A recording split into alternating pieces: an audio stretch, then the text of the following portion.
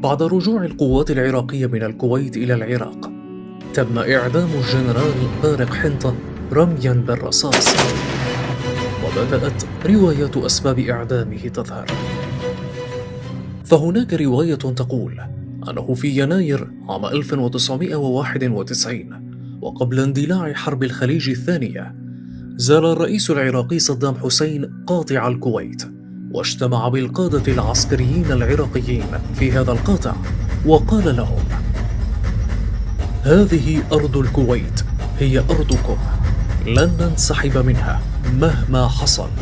وإذا سمعتم يوما خلال الحرب بأنني أقول لكم في الراديو بأن تنسحبوا من الكويت، فاعلموا أن الأمريكيين قد قلدوا صوتي، وأنني لست أنا من يتكلم في الراديو، لأنني لن أقول لكم انسحبوا مهما حصل.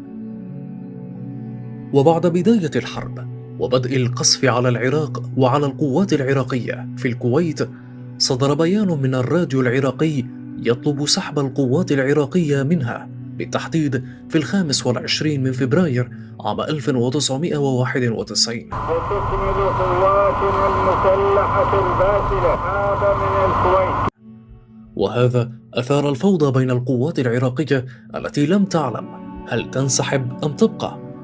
ومن قرر الالتزام بالأمر الأول والبقاء هو جنرال بارق. وفي المواجهات مع قوات التحالف قضي على ما يقارب ثلثي جنوده، وخصوصا أن غالبية القوات العراقية انسحبت، فلم يجد أحدا لمساندته، مما أجبره على الانسحاب في النهاية، والذي اعتبر هزيمة بالنسبة له.